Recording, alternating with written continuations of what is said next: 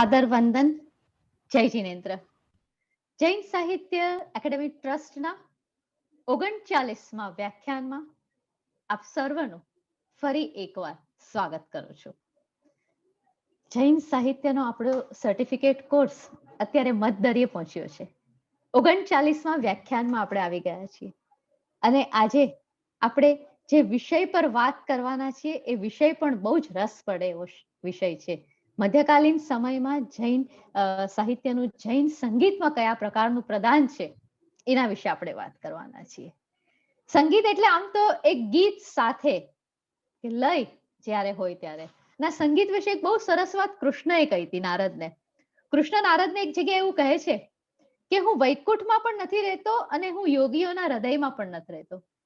હું તો ભક્તના મુખમાંથી જે સરસ સંગીત લયબદ્ધ પ્રગટ થાય છે ને એના રવમાં રહું છું. હું એ સંગીતબદ્ધ અવાજમાં રહું છું. અને આવું જૈન સંગીત આપણા આચાર્યોએ બહુ સરસ રીતે માત્ર રચ્યું છે એવું નથી, જાળવ્યું છે. ગઈકાલે એનો થોડોક પરિચય જોનીભાઈ એમના વ્યાખ્યાન દરમિયાન આપણને સૌને કરાયો છે અને આજે તેઓ આપણને આખા મધ્યકાળના સમયમાં લઈ જવાના છે. મને પેલા વિચાર એવો પણ એક આવ્યો હતો કે ખરેખર જૈન સંગીત વિશે મધ્યકાળ પહેલા કેટલી વાત થઈ હશે અને શોધખોળ કરતા એક થોડીક માહિતી એવી પણ પ્રાપ્ત થાય છે કે મતંગ નામના એક આચાર્યએ બહુદેશી નામનો એક ગ્રંથ લખ્યો છે અને આ ગ્રંથ 4થી 5મી સદીનો છે. એ ઉપરાંત મને એક સંગીત સમયસાર એવો આચાર્ય પાર્શ્વનાથનો ગ્રંથ પણ મળ્યો અને પછી થોડુંક આગમ તરફ ગઈ તો ખ્યાલ આવે છે કે જંબુદ્વીપ, પ્રજ્ઞાપ્તિ, પ્રશ્ન વ્યાકરણ, જીવાભિગમ, જ્ઞાતા ધર્મ કથા જેના વિશે આપણે વાત કરી ચુક્યા છે એમાં પણ જૈન સંગીતનો અનેક જગ્યાએ ઉલ્લેખ આવ્યો છે. સ્થાનાંકમાં તો આ ગીતના 8 ગુણો વિશે વિસ્તારથી ચર્ચા પણ કરવામાં આવી છે. એટલે સંગીત એ પરંપરાથી આપણી સાથે જોડાયેલું છે. પરંતુ એ જૈન સંગીત છે કે નહીં એ વિશે થોડીક આપણે વધારે સંશોધન અને ખાખાખોળા કરવાની જરૂર છે. કારણ કે આખી ભારતીય સંસ્કૃતિની ધારા આવી અને એ ભારતીય સંસ્કૃતિની ધારામાં આપણા આચાર્યો પાસે અદ્ભુત વ્યાકરણનું જ્ઞાન હતું, લયનું અને છંદનું અદ્ભુત જ્ઞાન હતું અને એને કારણે એમને અનેક છંદમાં સુંદર રીતે રચનાઓ કરીને આપણે કહીએ છીએ કે વસંત તિલકા છંદમાં જો કોઈ અદ્ભુત રચના હોય તો તે ભક્તામૃત સ્તોત્ર છે. તો આવી જે રચનાઓ થઈ એની પાછળ એ આચાર્યોની સાહિત્ય વિશેનું અદ્ભુત જ્ઞાન હતું અને જેની માહિતી આપણે આપણા અનેક વ્યાખ્યાનોમાં મેળવવાનો પ્રયત્ન કરીએ છીએ. પણ ત્યાર પછીનો જે આખો મધ્યકાળનો સમય હતો જેને આપણે સિદ્ધ હેમનો સમય કહીએ છીએ અને એ સમયગાળામાં આ ભક્તિની પરંપરા કઈ રીતે વધી આગળ, આ લયની પરંપરા કઈ રીતે આગળ વધી, એમાં આચાર્યો કયા પ્રકારની રચના કરી એ વિશે આજે જો કોઈ આપણી સાથે વાત કરવાના છે તો તે છે જોનીભાઈ વાત કરવાના. જોનીભાઈનો પરિચય તો આમ તમને ગઈકાલે ગીતાબેન વરુણ દ્વારા આપણને સૌને પ્રાપ્ત થયો અને ત્યારબાદ એમને જે પંડિત વીર વિજયજીની વાત કરી અને મને તો શુભવીર નામ એટલું બધું ગમી ગયું ગઈકાલે કે મને એમ થયું કે જોનીભાઈ કેટલી સરસ વાત કરી કે ગુરુનું પોતાનું ઉપનામ મૂકતી વખતે પણ ગુરુનું નામ પહેલા મૂકવાનું. આ જે જૈન પરંપરા છે ને એ કદાચ આપણામાં ક્યાંય બીજે જગતમાં ન મળે. એવું આમ અંદરથી ગૌરવ થાય, ગર્વ થાય અને એટલી સરસ વાત કરી હતી ગઈકાલે જોનીભાઈએ. ત્યારે આમ આનંદ અને આશ્ચર્ય બંને થતા હતા કે આપણે કેમ એ વાત નથી સમજી શક્યા. તો જોનીભાઈ સંગીત વિશારદ છે, આમ તો વોકલમાં એમને સંગીત વિશારદ ભારતીય વિદ્યાભવન મુંબઈથી કર્યું અને ત્યાર પછી મને રસ એ પડ્યો કે જોનીભાઈ નલિનીબેન માડગાંવકર પાસે રવિન્દ્ર સંગીતની પણ પાછી તાલીમ લીધી છે. એ ઉપરાંત એમને એક્ટિંગ અને ડાયરેક્શનમાં પાછું ભારતીય નાટ્ય શિક્ષણ પીઠમાંથી ડિપ્લોમા પણ કર્યું છે અને પોતે MA કરે છે સેન્ટ ઝેવિયર્સ કોલેજમાંથી. તો એક આખી મુંબઈની ભૂમિ, અમારો ખારાપટનો વિસ્તાર અને એમાં આવું એક ભક્ત હૃદય જે કળા અને એ કળાની નિકટ રહીને આટલું બધું કામ કરે છે. 1, 2 અને 2.5ની ગઈકાલે હું વાત કરતી હતી. જોનીભાઈ અનેક ઓડિયો બુકમાં અને રેડિયો પર અવાજ પોતાનો બહુ સરસ આપે છે. ક્યારેક આપણે કોઈક એનાઉન્સમેન્ટ સાંભળવી હોય તો જોનીભાઈના મુખે જો સાંભળીએ તો આપણને એમ થાય કે એવા તરબતર થઈને આપે કે ન પૂછો વાત. અને એને જ કારણે એમની પાસેથી જે ઓડિયો બુક મળી છે આપણને, ઝેર તો પીધા જાણી એ ખરેખર આપણને રસ પડે એવા પુસ્તકો છે. કોમર્શિયલ ગુજરાતી નાટકોમાં પણ તેઓ નિયમિત રીતે કાર્ય કરતા હોય છે અને સિદ્ધ હેમ વિશે જયારે એમને લખ્યું ત્યારે પણ અને ત્યારબાદ જોનીભાઈ પાસે મને બીજો પણ એક પ્રોજેક્ટ મેં સાંભળ્યો છે કે તેઓ કબીર વિશે પણ વચ્ચે લખી રહ્યા હતા અને ત્યારબાદ ઉમાશંકર જોશી વિશે હું મને મળવા આવ્યો છું એનું પણ એમને લેખન કાર્ય કર્યું છે. તો લેખન, સંગીત, એક્ટિંગ, ડાયરેક્શન આ બધા જ ક્ષેત્ર સાથે જોડાયેલા જોનીભાઈ આજે મધ્યકાળના સમયમાં જૈન સંગીતનું શું પ્રદાન છે એના વિશે વાત કરવાના છે. જોનીભાઈ ફરી એકવાર આપનું સ્વાગત કરું છું અને આપને આવકારું છું આ મંચ ઉપર, જૈન સાહિત્ય એકેડમી ટ્રસ્ટના મંચ ઉપર આવકારું છું. મારા સર્વ સ્વાધ્યાયો વતી સ્વાગત અને વિનંતી કરું છું કે આપના શુભ સ્વરે અને આપના નિર્મળ હૃદયથી ગઈકાલની જેમ જ આજે પ્રાર્થનાથી શરૂઆત કરો અને પછી અમને મધ્યકાલીન જૈન સંગીતના ક્ષેત્રમાં લઈ જાઓ. આદરણીય જોનીભાઈ શાહ. પ્રણામ. પ્રાર્થનાથી શરૂ કરું એ પહેલા મારે બે પુસ્તકોના દર્શન કરાવવા છે. હું શબ્દ વાપરું છું, દર્શન કરાવવા છે. આ છે રાગોપનિષદ, જેના વિશે આજે હું વાત કરવાનો છું. ખાલી એની સાઈઝ જુઓ તમે. અને બીજું પુસ્તક બતાવવું છે મારે. બહુ જૂનું પુસ્તક છે, સજ્જન સન્મિત્ર. ફરી એની સાઈઝ જોઈ રાખો તમે.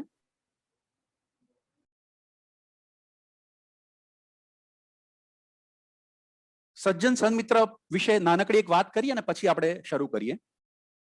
મારી પાસે હમણાં મેં જે ગ્રંથ બતાવ્યો એ 2021 નું એડિશન છે, વિક્રમ સંવત, એટલે લગભગ 55 વર્ષ પહેલા, અને ત્રીજું એડિશન છે. સૌથી પહેલું એડિશન જે હતું એનું પ્રકાશન કર્યું છે પોપટલાલભાઈ કેશવજી દોશી, અને એમાં એક પ્રસ્તાવનામાં બહુ સરસ વાક્ય મળ્યું મને.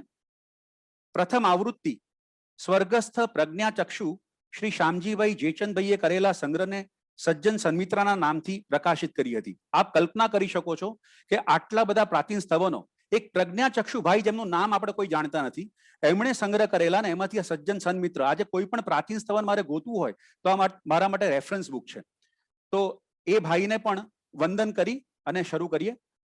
ઋષભભાઈ, સ્લાઇડ શો પહેલી સ્લાઇડ થી શરૂ કરી.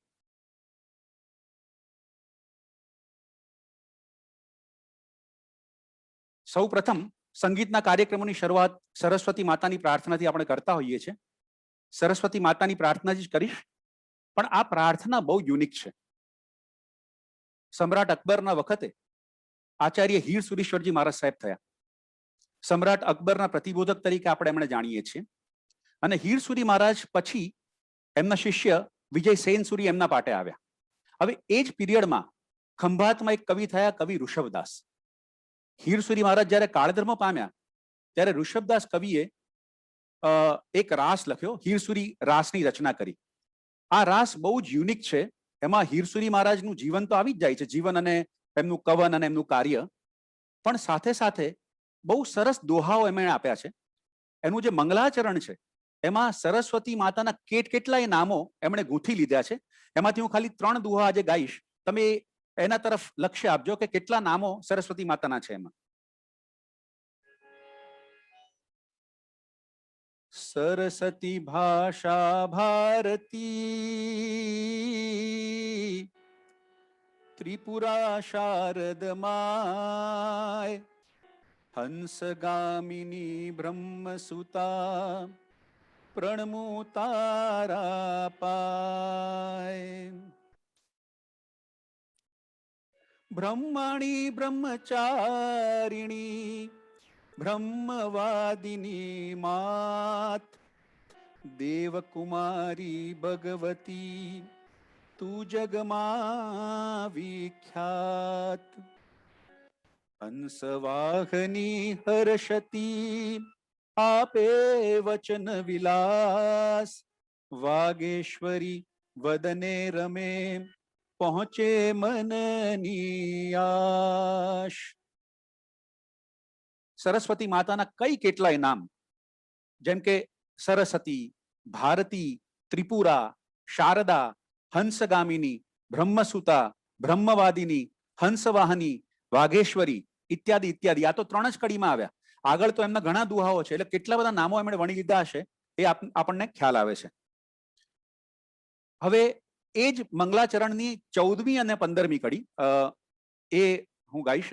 હા, આ એ હીરસુરી રાસની કડીઓ છે જે હમણાં મેં ગાઈ, અને રાઈટ સાઈડમાં જે આપને દેખાય છે એ 2 કડી હવે હું ગાઈશ.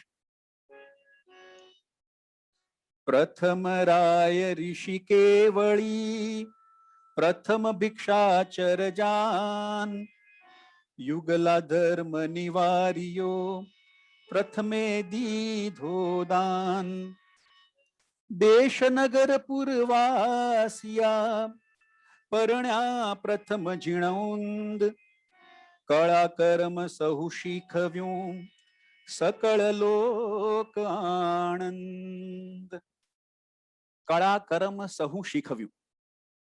જૈન શાસ્ત્રોની એક પૌરાણિક માન્યતા એ રહી છે કે ઋષભદેવ ભગવાન, આપણા જે પ્રથમ તીર્થંકર આદિનાથ ભગવાન, એમણે જ્યારે રાજ્ય કારભાર સંભાળતા હતા, રાજ્ય કરતા હતા, એ વખતે પુરુષોની 72 કળા અને સ્ત્રીઓની 64 કળા એ એમણે પ્રવર્તાવી, એ એમણે શીખવી.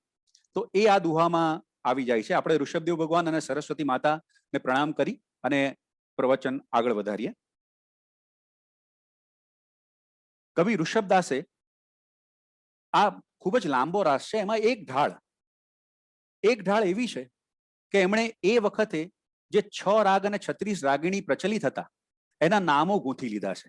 બહુ જ સુંદર આ આખી ઢાળ બની છે. પહેલા એના 2 દુહા સંભળાવીશ.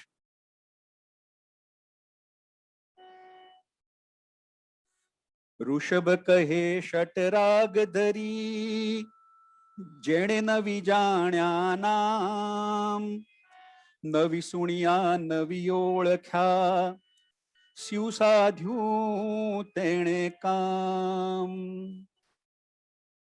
6 રાગ જે મુખ્ય રાગ છે એના નામ જે નથી જાણતા, એને એટલે એનું જીવન એળી ગયું. એને શું કામ કર્યું જીવનમાં એ વાત કવિ કહે છે.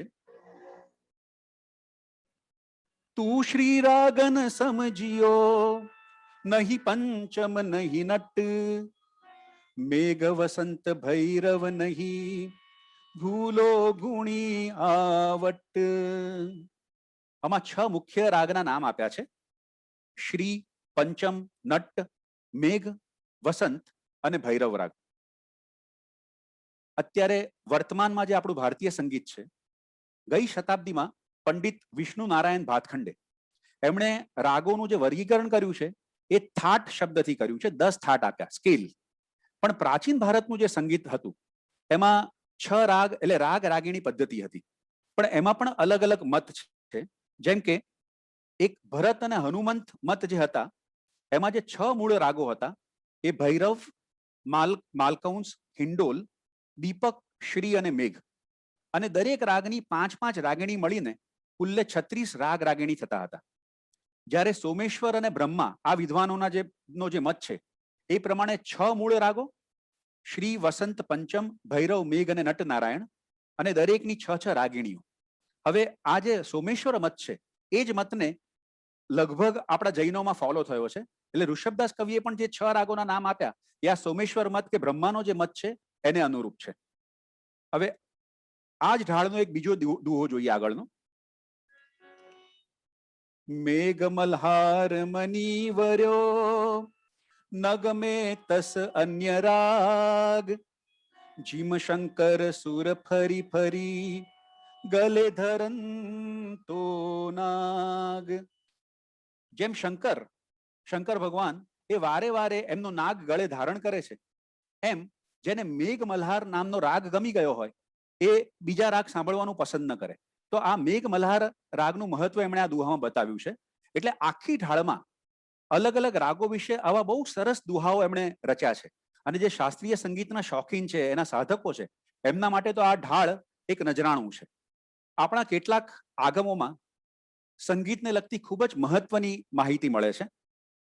આપણું જેમ સેજલબેને શરૂઆતમાં કહ્યું એમ આપણું જે ત્રીજું અંગ આગમ છે એટલે કે સ્થાનાંગ સૂત્ર, શ્રી ઠાણાંગ સૂત્ર, એમાં 7 સ્વરોની વિસ્તૃત માહિતી મળે છે.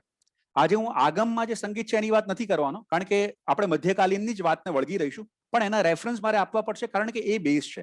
અને પછીના જે બી ગ્રંથકારોએ જે પણ માહિતી લીધી એ એને અનુરૂપ જ લીધી છે. એક જૈન માન્યતા અનુસાર ભગવાન મહાવીર માલકૌંસ રાગમાં દેશના આપતા. આના ઉપરથી આપણે સમજી શકીએ કે રાગોને પણ આપણે ત્યાં કેટલું મહત્વ અપાયું છે. ખાસ કરીને રાગ માલકૌંસ, જે આપણે એમ માનીએ છીએ કે રાગ માલકૌંસમાં ભગવાન પોતે દેશના આપતા, તો એ રાગનું કેટલું મહત્વ હશે.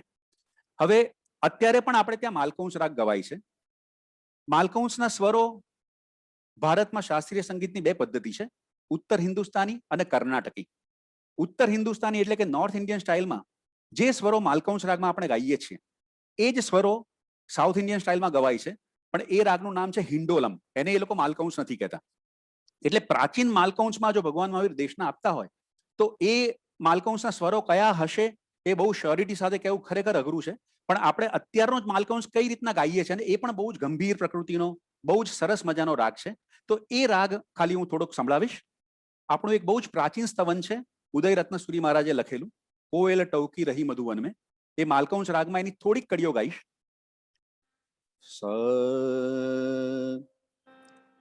ની સ ગ મ દ ની સા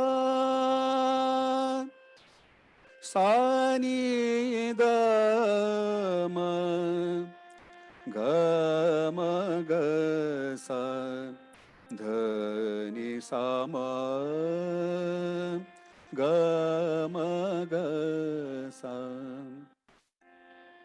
कोयल टहूकी रही मधुवन में पार्श्व श्यामलिया वसो मेरे मन में.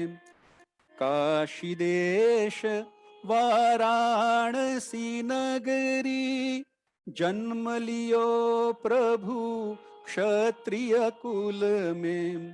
कोयल टहूकी रही मधुवन में. बालपणामा अद्भुत ज्ञानी कमठको मान हर्यो एक पल में. कोयल टहूकी रही मधुवन में. પાર્શ્વનાથ ભગવાનનું જીવન ચરિત્રમાં વણી લીધું છે.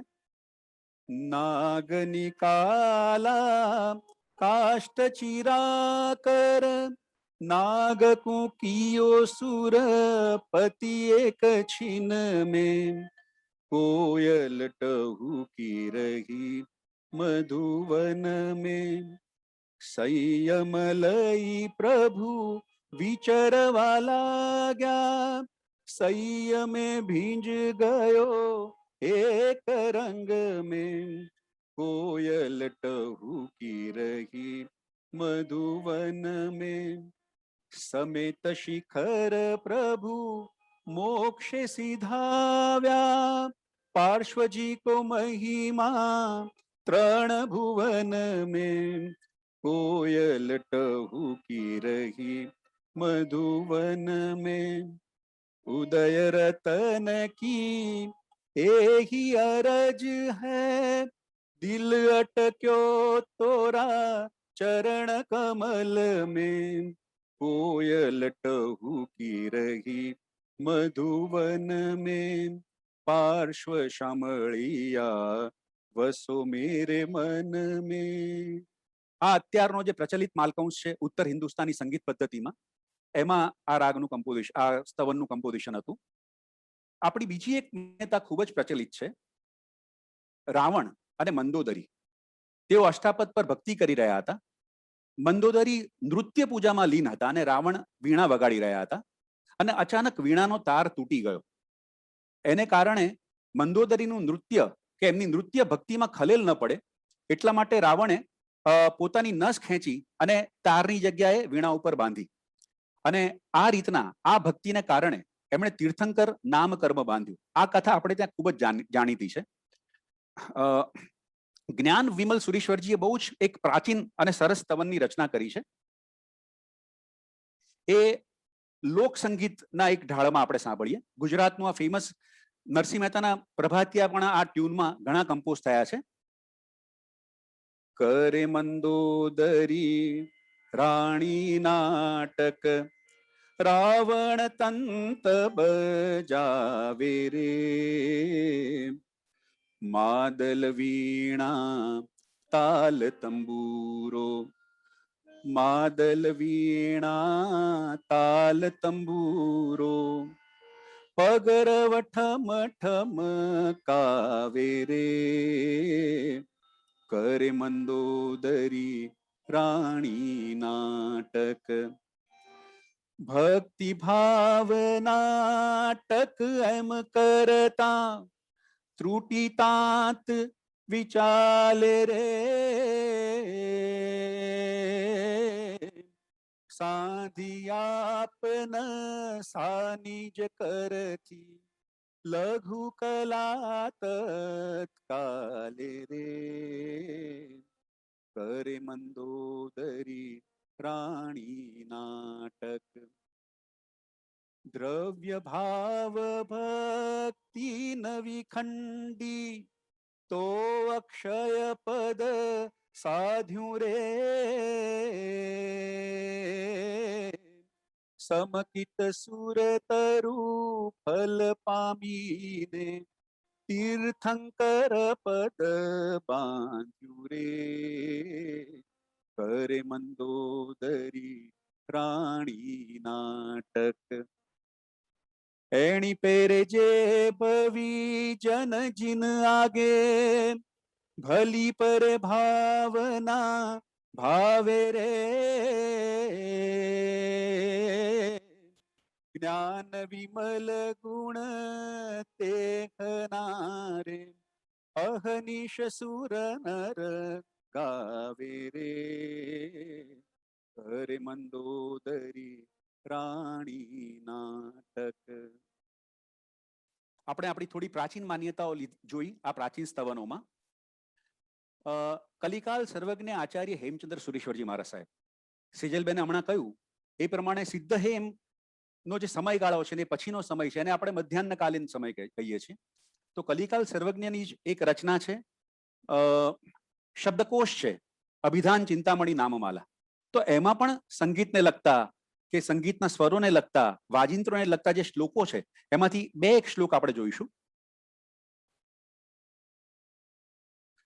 ષડજ ઋષભ ગાંધારા મધ્યમ પંચમસ્તથા દૈવતો નિષદ સપ્ત તંત્રી કંઠોદ્ભવા સ્વરાહ જે 7 સ્વરોના નામ છે ષડજ ઋષભ ગંધાર મધ્યમ પંચમ દૈવત નિષાદ એટલે આપણે જેને અત્યારે ગાવામાં સારે ગમ પદની ગાઈએ છીએ એના જ આ નામ છે એનો પહેલો શ્લોક છે એના પછીનો 1402 નંબરનો જે શ્લોક છે એની ખાલી પહેલી પંક્તિ જોઈએ એ બહુ અગત્યની પંક્તિ છે તે મંત્ર મધ્ય તારા સ્યુ ઉરહ કંઠ શિરોદ્ભવાહ હવે આ કેટલી વૈજ્ઞાનિક વાત છે અત્યારે ટેકનિકલી આપણે જો જોઈએ તો જે આપણે નોર્મલ સરગમ ગાઈએ છીએ સારે ગમ પદની સા તો એ સપ્તક કહેવાય ઓક્ટેવ એને મધ્ય સપ્તક કહીએ પછી સા મેં જે પહેલા ગાયો એના નીચેના સ્વરો મારે ગાવા હોય સા ની ધ પ મ તો એ નીચેને મંદ્ર સપ્તક કહેવાય અને મેં જે ઉપરનો સા ગાયો સપ સા સા રે ગ મ તો એને તાર સપ્તક કહેવાય હવે જ્યારે આપણે વિચારીએ કે આ અવાજ ત્રણેય સપ્તકમાં ક્યાંથી નીકળે છે એનું ઉદ્ભવ સ્થાન કયું છે તો એનો શ્લોક છે જ્યારે હું નીચેના સ્વરો ગાઉં સા ની ધ પ મ તો એ મારા નાભીમાંથી નીકળે છે ઉરમાંથી નીકળે છે જ્યારે હું મધ્ય સપ્તકના સ્વરો ગાઉં છું સા રે ગ મ તો એ કંઠમાંથી નીકળે છે અને તાર સપ્તકના હું જ્યારે ગાઉં છું હાઈ પીચ સા રે ગ મ તો એ શિરમાંથી નીકળે છે એટલે બહુ વધારે જ્યારે તાર સપ્તકમાં ગાવામાં આવે તો ઘણીવાર આપણું માથું પણ ચડી જાય તો એ બહુ જ સરસ વાત બહુ વૈજ્ઞાનિક વાત આ એક જ પંક્તિમાં આપણને જાણવા મળે છે કલિકાલ સર્વજ્ઞે જે શ્લોકો અભિધાન ચિંતામણી નામમાલામાં પણ લીધા છે એનું મૂળ આગમમાં આપણને જોવા મળે છે સાતેય સ્વરોના લક્ષણો પણ આપણને આપણા આગમ ગ્રંથોમાં મળે છે એની ડિટેલમાં આજે વાત નહીં કરીએ મેં ખાલી સ્લાઇડ બતાવી છે કારણ કે આપણે મેઇન મધ્યકાલીન ઉપર જ ફોકસ કરવાના છે હા હવે આ બધી જે સ્લાઇડ્સ મેં લીધી છે એ મેં જે રાગોપનિષદ પુસ્તક આપને બતાવ્યું એમાં જે ફોટા છે પિક્ચર્સ છે એને સ્કેન કરીને બનાવી છે રાય પસેણીય સૂત્ર આપણું જે આગમ છે એમાં લગભગ 60 વાજિંત્રોના નામ આપવામાં આવ્યા છે અને વાજિંત્રોને 4 વિભાગમાં વર્ગીકૃત કરવામાં આવ્યા છે એ આજે વર્તમાનમાં પણ એને આપણે 4 વિભાગમાં જ વર્ગીકૃત કરીએ છીએ પણ આગમકાલીન જે 4 વિભાગ છે એમાં એક છે તત્વાદ્ય જે પહેલી લેફ્ટમાં જે આપને દેખાય છે વીણા કે સિતાર જેવું એ તત્વાદ્યનો ફોટો છે એટલે તંતુવાદ્ય જે તારથી વાગે એના પછી જે છે મંજીરા જેવું કે કાંસી જોટા જેને કહીએ કે ઘંટ આપણે એની બાજુમાં જોઈએ એ બધાને ઘન વાદ્ય કહેવાય એના પછી ઢોલક જેવું લાગે છે કે પખાવત જે છે કે અત્યારે આપણે તબલા પણ જેમાં ગણી શકીએ જે ચામડાથી મઢેલા હોય તો એને વિતત વાદ્ય આગમમાં કયા છે અને એની બાજુમાં બાંસુરી જેવું છે શેનાઈ છે આ બધા જે ફૂંકથી વાગે એને શુશીર વાદ્ય કહેવામાં આવે છે હા હવે એ જ વાદ્યનું જે વર્ગીકરણ છે એ અભિધાન ચિંતામણીમાં હેમચંદ્ર સુરી મહારાજે શ્લોક લખ્યો છે એ પ્રમાણે આપણે જોઈએ. વાદ્યમ વાદિત્ર માતોદ્યમ તુર્યમ તુરમ સ્મરધ્વજઃ તતમ વીણા પ્રભૃતિકમ તાલ પ્રભૃતિકમ ઘનમ વંશાદિકમ તુષુશિરમ આનદ્ધમ મુરજાદિકમ. હવે મેઇન અહીંયા એ વાત છે કે એમણે પણ વિભાગીકરણ જે કર્યું છે 4 ભાગમાં જ કર્યું છે.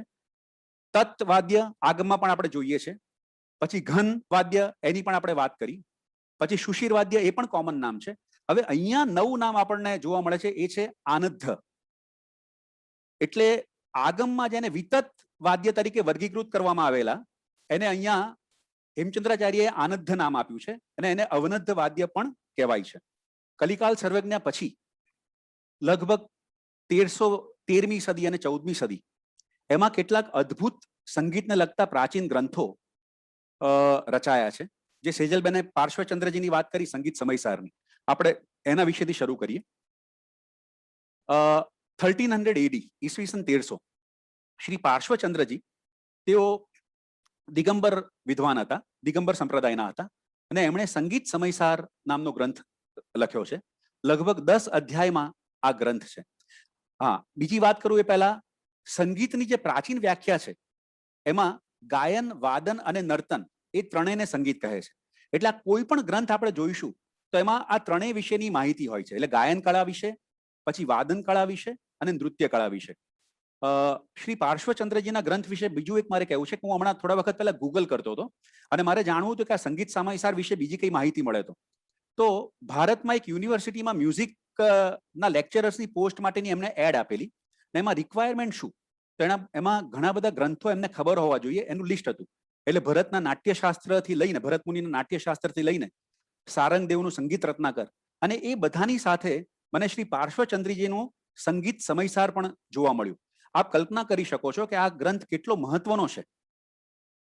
ત્યારબાદ બીજા બે જે ગ્રંથો છે એના વિશે હું પછી વાત કરું છું. ચોથો ગ્રંથ જે છે એ વીણા વાદન, શ્રી દેવગુપ્ત સુરીજી. હવે આ ગ્રંથના જે કર્તા છે એ વીણા વાદનમાં બહુ જ પ્રવીણ હતા અને અગરચંદજી નાટાએ એક જૈન સત્યપ્રકાશમાં એક નોંધ કરી છે કે શ્રી દેવગુપ્ત સુરીજી એમણે વીણા વાદનને જ ભક્તિનું માધ્યમ બનાવેલું. હવે એ જે સંઘમાં એકવાર ગયા હતા તો ત્યાં એ પોતે વીણા વાદન કરતા હશે અને સંઘના શ્રાવકોને એ ન ગમ્યું એટલે એમણે આચાર્ય ભગવંતને કહ્યું કે આપ વીણા વગાડવાનું છોડી દો. તો આચાર્ય ભગવંતે એ સંઘ છોડી દીધો, એમના શિષ્યોને છોડી દીધા અને વીણા પોતાની વીણા વાદન ન છોડી અને વીણા લઈ અને લાટ દેશમાં ચાલ્યા ગયા. આ નોંધ અગરચંદ નાટાજીએ કરી છે. એટલે સંગીતનું માધ્યમ, વીણા દ્વારા સંગીતનું માધ્યમ, ભક્તિનું માધ્યમ, એનો એમણે ત્યાગ ન કર્યો. એના પછીનો છેલ્લો ગ્રંથ જે સ્લાઇડમાં છે સંગીત મંડન. આ મંડન મંત્રી એ મંત્રી હતા, શ્રાવક કવિ હતા, સંગીતના ખૂબ જ જાણકાર હતા અને એમણે આ ગ્રંથની રચના કરી. હવે આપણે બીજો અને ત્રીજો ક્રમાંકના જે ગ્રંથો છે એની વાત કરીએ. સંગીતોપનિષદ અને સંગીતોપનિષદ સારોદ્ધાર. એના લેખક છે વાચનાચાર્ય શ્રી સુધા કળશજી. આ ગ્રંથ વિશે મારે થોડીક વધારે વાત કરવી છે. સંગીત રત્નાકર જેવો જ દળદાર ગ્રંથ આ સંગીતોપનિષદ હશે, કારણ કે એ ગ્રંથ પહેલા રચાયો અને પછી સુધા કળશજીએ એનો સાર લઈને બીજો ગ્રંથ રચ્યો છે સંગીતોપનિષદ સારોદ્ધાર. હવે મારા હાથમાં જે કોપી આવી એ સંગીતોપનિષદ સારોદ્ધારની આવી અને 1961માં બરોડાથી એ પ્રકાશિત થયો. ઓરિએન્ટલ ઇન્સ્ટિટ્યૂટે એનું પ્રકાશન કર્યું અને ઉમાકાંતભાઈ પ્રેમાનંદ શાહ એ ઘણા વિદ્વાન હતા, એમણે એનું એડિટિંગ કરેલું છે. આ ગ્રંથ વિશે થોડી વધારે એક બે શ્લોક વિશે પણ એમાં વાત કરીશું આપણે. હવે આ જે પરંપરાના સુધા કળશજી છે એ બેસિકલી શ્રી હર્ષપુરિયા ગચ્છ, આપણો શ્વેતાંબર સંપ્રદાય છે એ ગચ્છના છે અને એમાં મલધારી શ્રી અભયદેવ સુરીજી એ પરંપરામાં સુધા કળશજી થયા. અભયદેવ સુરીજીના શિષ્ય થયા શ્રી નરચંદ્ર સુરીજી. તેઓ સંગીત શાસ્ત્રના મહાપંડિત હતા અને એવો ઉલ્લેખ મળે છે કે વસ્તુપાલ તેજપાલ, વસ્તુપાલને વ્યાકરણ અને ઘણું બધું ધાર્મિક અભ્યાસ જો કરાવ્યો હોય તો નરચંદ્ર સુરીજીએ કરાવેલો. પછી એમના શિષ્ય થયા શ્રી તિલકજી, એમના થયા શ્રી રાજશેખરજી અને એમના શિષ્ય આપણા વાચનાચાર્ય સુધા કળશજી થયા. એટલે સંગીતનું બેકગ્રાઉન્ડ, એમની પરંપરામાં પણ એમને સંગીત મળતું ગયું હતું. સંગીતોપનિષદની રચના 1324 ઈસવીસનમાં થઈ અને સંગીતોપનિષદ સારોદ્ધારની રચના 1350 ઈસવીસનમાં થઈ હતી. આજે સવારે જ એક મિત્ર સાથે વાત થતી હતી કે જૈનોનું સંગીતમાં પ્રદાન, તો સંગીતની જાળવણી જૈનોએ બહુ કરી, એના વિશે લખ્યું બહુ, એના વિશે એટલે રાગોનો ઉપયોગ બહુ કર્યો, પણ એમણે કોઈ પોતાનો રાગ બનાવ્યો હોય કે એવું કંઈ. હવે આ શ્લોક મારી દ્રષ્ટિએ બહુ અગત્યનો છે. આ સંગીતોપનિષદ સારોદ્ધારનો શ્લોક છે. એનો બીજો અધ્યાય છે તાલ પ્રકાશન નામનો અધ્યાય છે એનો. પૃથ્વી કુંડલ તાલસ્તુ જાયતે ષષ્ટિ માત્રિકઃ તાલ રત્નાકરમ નામ તસ્યાસ્માભિ પ્રતિષ્ઠિતમ. ઉમાકાંતભાઈ જે એડિટર છે આ ગ્રંથના, એમણે લખ્યું છે કે આ ગ્રંથ પૂર્વેના કોઈ પણ ગ્રંથોમાં આ તાલ રત્નાકર નામનો તાલ જોવા નથી મળ્યો. અને તાલ અત્યારે આપણે જે તાલો યુઝ કરીએ છીએ, જેમ કે ત્રિતાલ હોય તો એ 16 માત્રાનો છે, દાદરા 6 માત્રા, ધ્રુપદના આપણે ચોતાલ લઈએ તો 12 માત્રા, બ્રહ્મતાલ લઈએ તો થોડી વધારે માત્રા. પણ આ એક તાલ એવો છે જે 60 માત્રાનો તાલ છે. અને એ તાલના બંધારણ સાથે આ પુસ્તકમાં મારા સાહેબે પ્રગટ કર્યો છે. અને ઉમાકાંતભાઈની દ્રષ્ટિએ એમણે એવું અનુમાન કર્યું છે કે કદાચ આ તાલની રચના એ આપણા મહારાજ સાહેબે જ કરી હોય, સુધા કળશજીએ. આ મારી દ્રષ્ટિએ એક યુનિક પ્રદાન જૈન સાધુ ભગવંતનું કહી શકાય. એ પછીનો એક શ્લોક છે, તતમ વીણાદિકમ વાદ્યમ તાલ પ્રભૃતિકમ ઘનમ વંશાદિકમ તુ સુશિરમ આનદ્ધમ મુરજાદિકમ. આ સેમ વાજિંત્રોનું વર્ગીકરણ એ આ સદીમાં પણ જે હેમચંદ્રાચાર્યએ આપ્યું અભિધાન ચિંતામણી નામમાલામાં, એ જ વર્ગીકરણ અત્યારે પણ આપણે જોઈ શકીએ છીએ. અને વર્તમાનમાં પણ અત્યારે આપણે જ્યારે સંગીત શીખતા હોઈએ તો આપણે જે થિયરી ભણીએ એમાં પણ આ જ રીતનું એનું વર્ગીકરણ થાય છે. એટલે આટલા વર્ષોથી 900 વર્ષથી આ જ નામો ચાલે આવે છે. હવે જે આપણે તત્વાદ્યની વાત કરી, તો વીણા એ તત્વાદ્યમાં આવે. અત્યારે આપણે જ્યારે સિતાર જેને કહીએ, સિતાર છે, સરોદ છે, આ બધા જ તંતુ વાદ્યો છે, તારવાળા વાદ્યો છે. તાનપુરો, તંબુરો, આ બધા તત્વાદ્યો છે. અને આ બધા આગમમાં નામ છે, વિચિત્ર વીણા, પછી વીણા, રુદ્ર વીણા, ભ્રામરી વીણા. આગમમાં આપણને અલગ અલગ નામ વાળી આવી 18 વીણાઓ મળે છે. એની ડિટેલમાં નથી જતા, આ બધી માહિતી રાગોપનિષદમાં આપણને મળી શકે છે. સુશીર વાદ્ય એટલે જે હવાથી વાગે. હમણાં હું જે હાર્મોનિયમ વગાડું છું એ તો બહુ નવું વાજિંત્ર છે, પણ એને આપણે સુશીર વાદ્ય કહી શકીએ. એમ ફ્લ્યુટ છે, બાંસુરી છે, શહેનાઈ છે, એમ શંખ છે, જેમાં આપણે ફૂંક મારીને વગાડીએ તો શંખ પણ આપણા આગમોમાં શંખનો પણ ઉલ્લેખ મળે છે. એ સુશીર વાદ્યનો એક પ્રકાર છે. તમે નીચે જે ચિત્ર જોઈ રહ્યા છો એમાં બાંસુરીનું પણ આપણે એક પિક્ચર જોઈ રહ્યા છે. આ બધા સુશીર વાદ્યો છે. હવે જે ઘન વાદ્યોની વાત કરી તો આ બધા જ આગમોમાં ઉલ્લેખ થયેલા છે એ ઘન વાદ્યો છે. જેમ કે ઝાલર, ઘૂઘરી, ઘંટ, ઝાંઝ, મંજીરાને બધું તો આપણે વગાડતા જોઈએ છે. આ બધા ઘન વાદ્ય છે. એટલે બને ત્યાં સુધી ઘન વાદ્યો મેટલના બનેલા હોય છે, મેટાલિક. અને આઘાત, એનું ઘર્ષણ થાય એટલે એમાંથી ધ્વનિ પેદા થાય છે. આ બધા જ જે ચામડાથી મઢેલા હોય એટલે જેને આગમમાં વિતત વાદ્યો કયા છે. અને હેમચંદ્રાચાર્ય પછીથી જે પરંપરા આપણી આવી એમાં અવનદ્ધ વાદ્ય એને કહેવાય છે કે આનદ્ધ વાદ્ય કહેવાય છે. એમાં દુંદુભી, ઢોલક, ડમરુ અને ભાણ, આ બધા એના નામો છે. હવે તમે આ ક્યાંય આ પ્રાચીન ગ્રંથોમાં કે એમાં તમે તબલા વિશે ક્યાંય નામ નહીં વાંચો. તબલા અત્યારના સૌથી વધારે ફેમસ તબલા છે, પણ એક અનુમાન એવું છે કે તબલા નું જે ઇન્વેન્શન થયું એ બહુ પાછળથી થયું છે. એટલે કેટલાક એમ કહે છે કે અમીર ખુસરોએ આ કર્યું, પણ અમીર ખુસરો કોણ, તો એમાં પણ પાછા મતભેદ છે. એક અમીર ખુસરો જે અલ્લાઉદ્દીન ખિલજીના વખતમાં હતા, અને બીજા અમીર ખુસરો જે હમણાં 200 વર્ષ પહેલા થયા. એટલે ઘણા બધા એ 200 વર્ષ પહેલા જે થયા અને ખ્યાલ પદ્ધતિ સંગીતમાં આવી તો તબલાને એમની સાથે જોડે છે. પણ હમણાં રિસેન્ટલી એક રેફરન્સ એવો મળ્યો છે, લોનાવાલા પાસે લોહગઢ નામની એક જગ્યા છે, અને ત્યાં આગળ લોહગઢની ઉપર કિલ્લામાં જે ગુફાઓ છે એ જૈન ગુફાઓ હોવાના રેફરન્સીસ મળ્યા છે. આ લોહગઢની નીચે ભાજેની ગુફાઓ છે, અને ભાજે ગુફામાં એક મહિલાનો એક વાજિંત્ર વગાડે છે જે તબલા જેવું લાગે છે. હવે આ 2000 વર્ષ પ્રાચીન ગુફાઓ છે, એટલે મતમતાંતર છે. કેટલા એવું કહે છે કે તબલા પ્રાચીન હોઈ શકે, પણ આપણા જૈન ગ્રંથોમાં તબલાનો ઉલ્લેખ નથી મળતો. પખાવજ, મૃદંગ, આ બધા ઉલ્લેખો મળે છે. હવે જે 5મો અધ્યાય છે એ નૃત્ય વિશેનો છે. આમાં પણ બહુ રસિક માહિતી આપણને મળે છે. યસ્માત પંચેન્દ્રિય પ્રીતિર ભવેચ્ચ દુઃખ વિસ્મૃતિઃ સદા સૌખ્યકરમ તત્તુ નૃત્યમ મૂલાદથ બ્રુવે. જેમાંથી 5 ઇન્દ્રિયોને પ્રીતિ થાય અને દુઃખનું વિસ્મરણ થઈ જાય ને હંમેશા સુખને આપવા વાળું નૃત્ય, તેને હું મૂળથી કહું છું. એટલે નૃત્ય, સંગીત બેસિકલી આપણને આનંદ અર્પે છે અને આ ચિત્તની પ્રસન્નતા બક્ષે છે. ત્યારબાદ બીજો શ્લોક છે, પ્રવેશે તીર્થયાત્રાયામ તથા ભૂપાભિષેચને વિવાહે પુત્ર જન્માદ્યે ઉત્સવે નૃત્ય મિશ્યતે. નૃત્ય ક્યાં ક્યાં નૃત્ય ભજવાતું હતું? તો સામયું હોય, તીર્થયાત્રા હોય, રાજ્યાભિષેક થતો હોય, વિવાહ, પુત્ર જન્મ, એના ઉત્સવ થતા હોય, ત્યારે નૃત્ય. આજે પણ આપણે સેલિબ્રેશનમાં નૃત્ય હોય જ છે. આપણા દેરાસરોમાં સ્થાપત્ય કળા જો જોઈએ આપણે, પછી દેલવાડાના દેરાસર હોય, તારંગા હોય, શંખેશ્વર પાર્શ્વનાથનું હોય, કુંભારિયાજી હોય, રાણકપુર હોય, તો ત્યાં આપણને એટલે જે શિલ્પો છે એમાં આપણને ઘણા સંગીતના વાજિંત્રો અને નૃત્યના પોસ્ચર્સ આપણને જોવા મળે છે. ઇવન દેરાસરનો જે રંગમંડપ હોય છે એમાં પણ આપને વાજિંત્રો અને નૃત્યાંગનાઓ ને એમના નૃત્યના પોસ્ટર્સ જોવા મળે છે. હવે મજાની વાત એ છે કે આ રંગમંડપ એ નામ કેમ પડ્યું હશે? તો પહેલાના જમાનામાં ખાસ કરીને મોગલો આવ્યા એ પહેલા આપણે ત્યાં આ જે પણ કલા હતી, કલાને મુક્તિનું સાધન ગણાતું. એટલે મંદિરોના પરિસરમાં જ નાટકો ભજવાતા અને ભક્તિ સંગીતના કાર્યક્રમો થતા. રંગમંડપમાં જ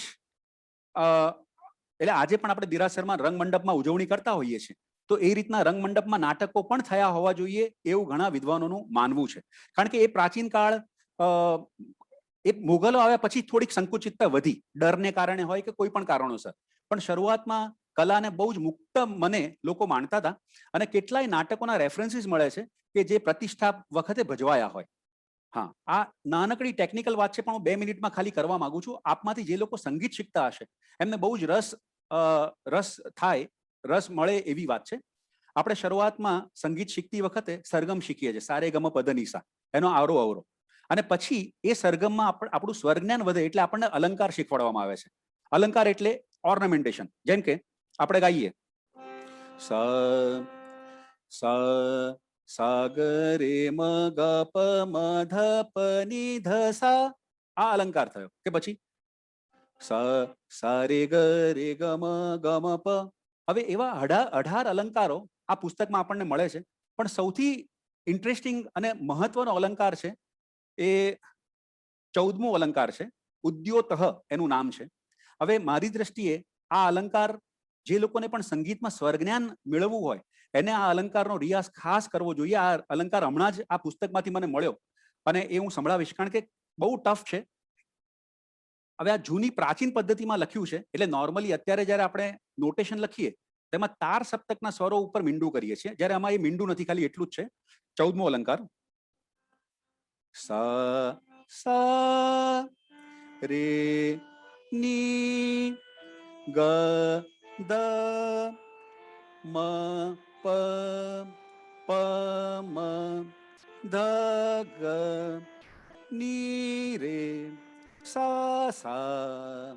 એટલે હાર્મોનિયમ વગર તાનપરા ઉપર જ્યારે આ અલંકારની પ્રેક્ટિસ થાય ત્યારે સ્વર જ્ઞાન ખૂબ જ પાકું થાય. એટલે આટલું મહત્વનું કામ એ જમાનામાં સુધા કળશજીએ કર્યું હતું, એ બતાવવા માટે જ આ થોડી ઘણી માહિતી એ ગ્રંથમાંથી મેં આપી.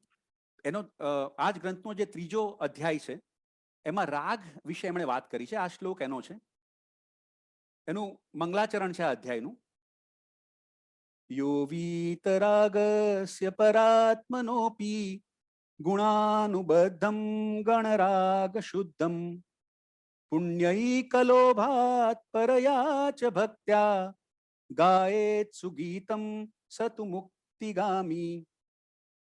જે પરમાત્મા એવા વિતરાગનું અનેક પ્રકારના રાગોથી શુદ્ધ અને ગુણોથી બંધાયેલું એવું ઉત્તમ ગીત પુણ્યના લોભથી પણ જો કરવામાં આવે અને ભક્તિથી જો એ કરાય તો તે મુક્તિગામી બને છે.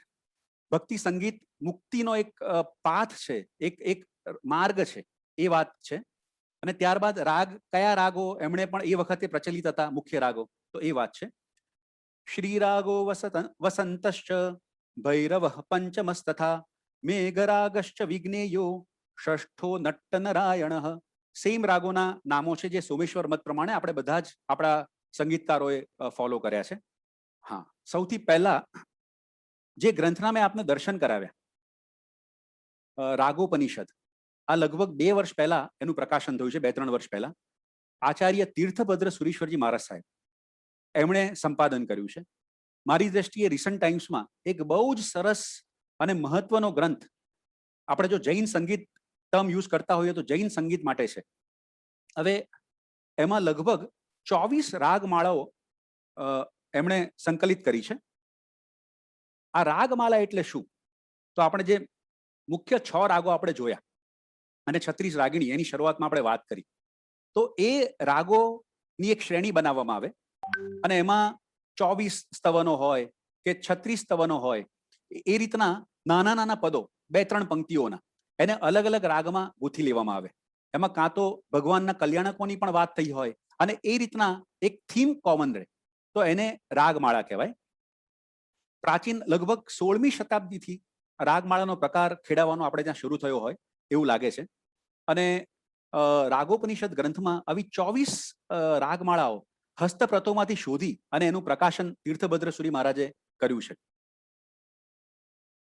આ રાગમાળા વિશે એનું મહત્વ કેટલું છે સંગીતની દ્રષ્ટિએ પણ, એ વિશે શીલચંદ્ર સુરી મહારાજે એક જે વાક્ય લખ્યું છે એ મારે ખાસ કહેવું છે.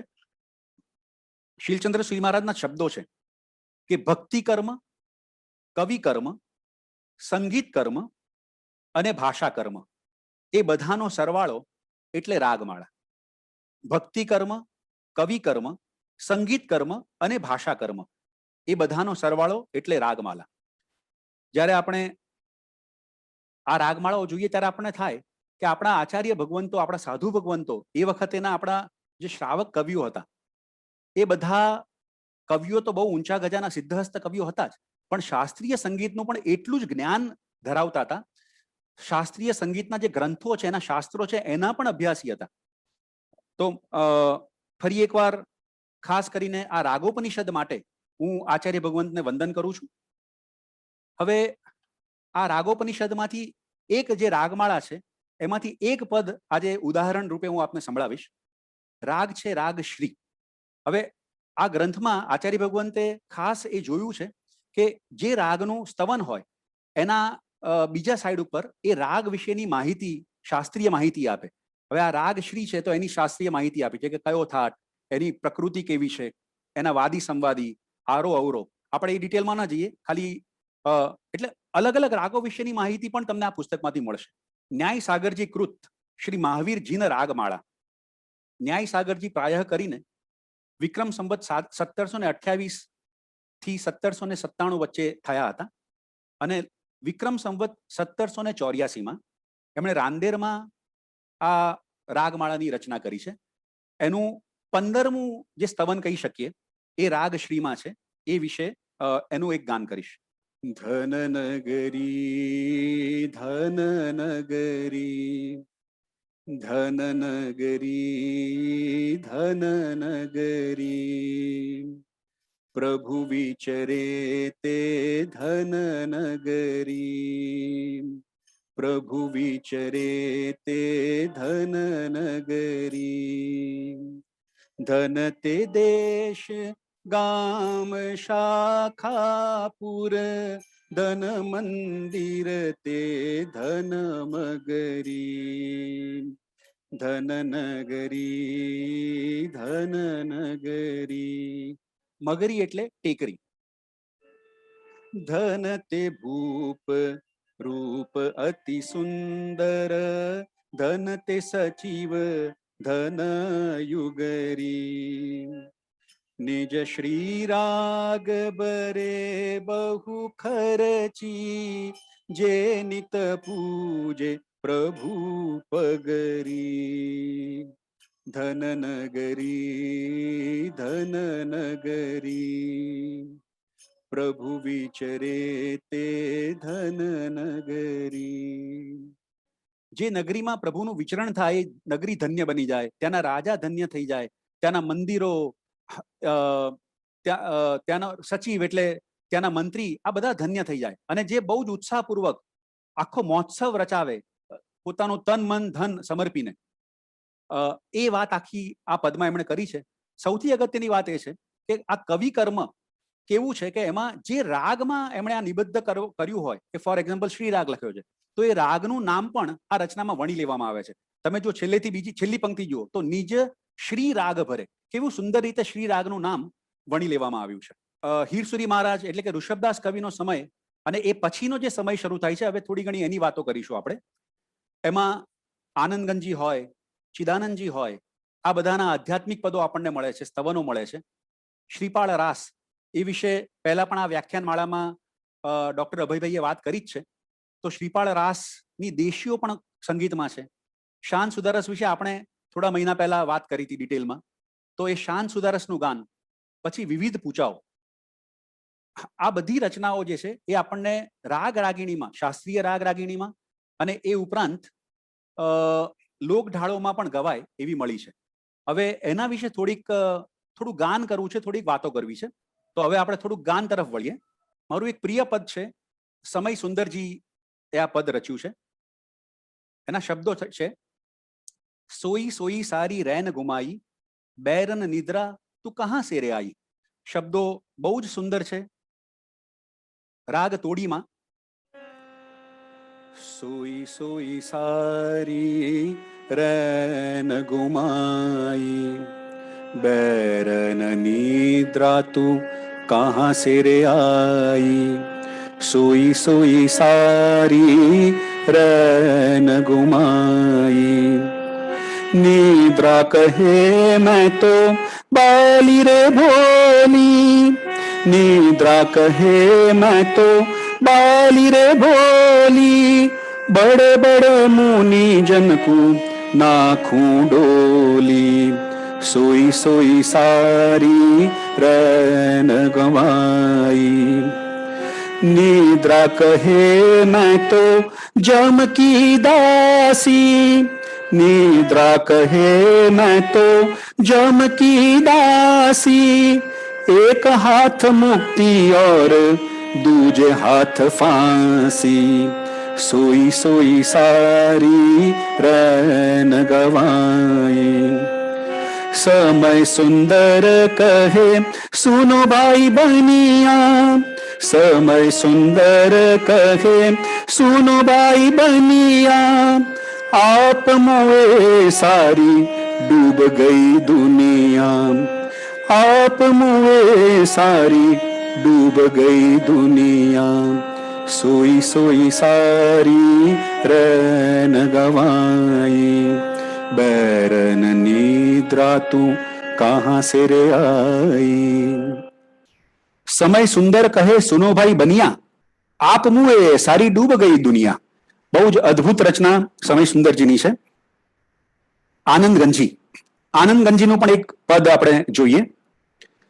જે મુખ્ય 6 રાગોની વાત કરી આપણે, એમાં શ્રી રાગ, માલકંસ રાગ એ વિશે તો વાત થઈ. ભૈરવ રાગ, એવું મેં સાંભળ્યું છે મારા ગુરુજી પાસે કે ઘણા વર્ષો પહેલા જ્યારે સંગીત શીખવવામાં આવતું તો એ વખતે એક કહેવત હતી ગુરુ શિષ્ય પરંપરામાં, ઘરાણેદાર પરંપરામાં, કે એક સાધો સબ સદે, સબ સાધો સબ ખોય. એટલે એક રાગની એવી સાધના કરો કે પછી બાકીના રાગો તો ફટાફટ તમને આવડી જશે. અને એમ કહેવાતું કે ભૈરવ રાગ એને પહેલા શીખવાડવામાં આવતો અને 12 વર્ષો સુધી આ રાગની સાધના થતી અને ત્યારબાદ બીજા રાગો શીખતા. તો ભૈરવ રાગના સ્વરો ઉપર આધારિત આ પદ છે. વૈરાગ્યના ભાવ આપણા હૃદયમાં આપણે વાગોળી શકીએ એવું પદ છે. ક્યાં સોવે ઉઠ જાગ બાવરે, ક્યાં સોવે ઉઠ જાગ બાવરે, ક્યાં સોવે ઉઠ જાગ, અંજલિ જલ જ્યું आयु घटत है, अंजलि जल ज्यों आयु घटत है, देत पहरिया घड़िया घाव रे, क्या सोवे उठ जाग बावरे, क्या सोवे उठ जाग,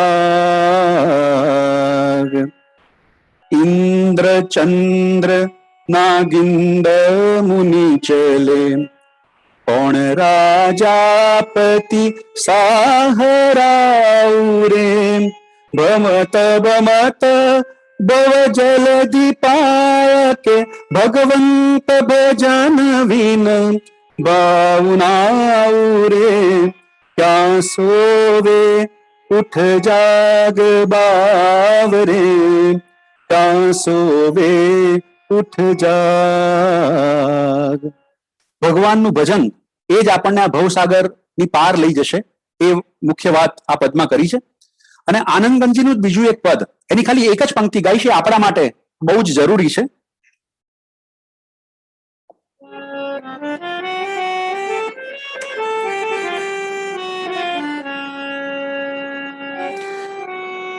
ક્યાં માગુ ગુણહીના અવધુ, ક્યાં માગુ ગુણહીના વે ગુણ ગણીન પ્રવીણા અવધુ, ક્યાં માગુ ગુણહીના. ગાય ન જાનું બજાય ન જાનું ન જાનું સુરભેવા. આ પંક્તિ માટે જ મેં ખાસ આ ગાયું. આનંદગંજી પણ એમ કે છે મને ગાતા નથી આવડતું, વગાડતા નથી આવડતું, સુરો વચ્ચેનો તફાવત મને ખબર નથી. પણ છેલ્લી પંક્તિમાં કહે છે કે આનંદ ઘન પ્રભુ કે ઘર દ્વારે રટન કરું ગુણધામા. મને તો આપના ગુણોનું ગાન કરવામાં, આપની ભક્તિ કરવામાં આનંદ આવે છે. એટલે આપણે પણ જયારે ભક્તિ માર્ગના પ્રવાસી હોઈએ ત્યારે હા, બને ત્યાં સુધી સૂર અને તાલ પાક્કા થાય એ જોવું જ રહ્યું તો બીજાના માટે કર્ણપ્રિય થઈ જાય. પણ કદાચ થોડુંક સૂર કે તાલ 19-20 થાય, સંગીતની જે ભાષા છે, સંગીતનો જે પ્રાણ છે એ ભાવ છે. એટલે ભાવપૂર્વક કરવામાં આવેલી ભક્તિ, એમાં બીજું બધું ગૌણ થઈ જાય છે. એ આ પદમાં આપણને આનંદગંજી, અવધૂત આનંદગંજી પણ આપણને કહે છે. એટલે હિંમતથી ગાતા રહીએ અને ભક્તિ કરતા રહીએ. વૃંદાવન દાસજી, જેમ ગઈકાલે આપણે વીર વિજયજીની પૂજાઓની વાત કરી, એમ વૃંદાવન દાસજી એ દિગંબર કવિ થઈ ગયા. એમણે પણ ઘણી પૂજાઓની રચના કરી છે. વર્તમાન 24 પૂજાઓ, એમાં એમની જે એક પૂજા છે વર્ધમાન જીન પૂજા. હવે વૃંદાવન દાસજી, એમનો જન્મ વિક્રમ સંવત 1842 એટલે 200 વર્ષ પહેલા થયો હતો અને બિહાર બાજુના કોઈક ગામમાં થયો હતો. એવું કહેવાય છે કે જ્યારે જ્યારે દેરાસરમાં દર્શન કરવા જતા ત્યારે એક નવી સ્તુતિની રચના કરતા. એટલે આવા મહાન શ્રાવક કવિઓ, આવા મહાન કવિઓ આપણને મળ્યા છે. તો એમણે ભગવાન મહાવીરની એક પૂજામાં એટલું સુંદર સંગીતનું વર્ણન કર્યું છે. એટલે મને છે ને એની કવિતા બહુ ગમે છે. અને મને, હું લોભ જતો નથી કરી શકતો આજે સંભળાવ્યા વગર. ત્રોટક છંદમાં છે. એમાં જે સંગીતના સાઉન્ડ, એમને સિલેબલ્સ, સાઉન્ડ જે એમણે વણી લીધા છે કવિતામાં, એની પર ખાસ દ્રષ્ટિ રાખજો, કર્ણ રાખજો. પુની નાચત રંગ ઉમંગ ભરી, તુવ ભક્તિ વિશે પગ એમ ધરી, જનનન જનનન જનનન જનનન સુરલેત તાહા તનનન તનનન ઘનનન ઘનનન ઘન ઘંટ બજે, ધ્રુમદમ ધ્રુમદમ મીરદંગ સજે, ગગનાંગન ગર્ભગતા સુગતા, તતતા તતતા અતતા વિતતા, ધ્રુગતાંગ ધ્રુગતાંગ ગતિ બાજત હૈ, સુરતાલ રસાલ જુછાજત હૈ, सननन सननन सननन नभ में, इक रूप अनेक जुधारी भ्रमे, किन्नर सुर बीन बजावत है, तुम रोजस उज्ज्वल गावत है, करताल विषय करताल धीरे, सुरताल विशाल जुनाद करे, इन आदि अनेक उछाह भरी, सुर भक्ति करे प्रभु जी तुमरी, तुम ही जग जीवन के पितु हो, तुम ही विन कारण ते हितु हो. બહુ સુંદર સંગીતની દ્રષ્ટિએ, સંગીતના ધ્વનિઓની દ્રષ્ટિએ આ કાવ્ય છે. એવી રીતે ગયા વખતે આપણે શાન સુદરસની વાત કરી હતી, ભાવનાઓની વાત કરી હતી. 12 ભાવના, એ રીતના ભૂધરદાસજી, એ પણ દિગંબર કવિ છે ને એમની આ રચના બહુ જ લોકપ્રિય છે. ખાસ કરીને દિગંબરો તો અચૂકા ગાતા હોય છે. એની એક કડી ખાલી ગાશું આપણે.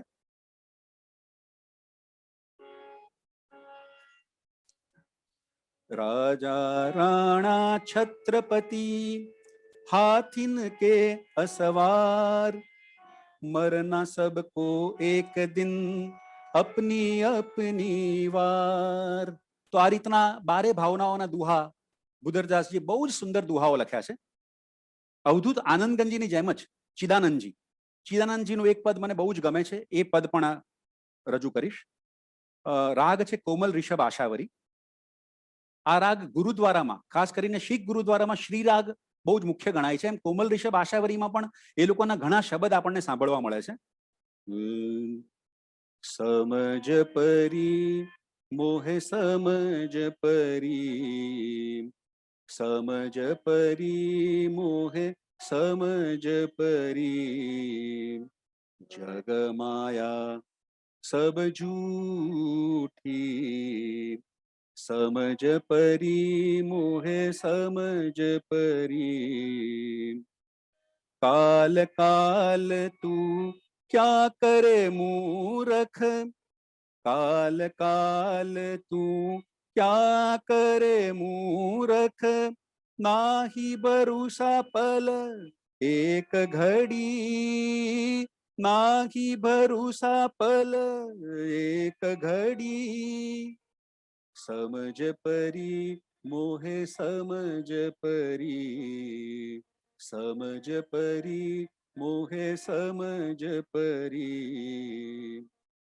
गाफिल छीन भर नाही रहो तुम, गाफिल छीन भर नाही रहो तुम, शीर पर घूमे तेरे काल हरी, शीर पर घूमे तेरे काल हरी, समझ परी मोहे समझ परी, समझ परी मोहे समझ परी,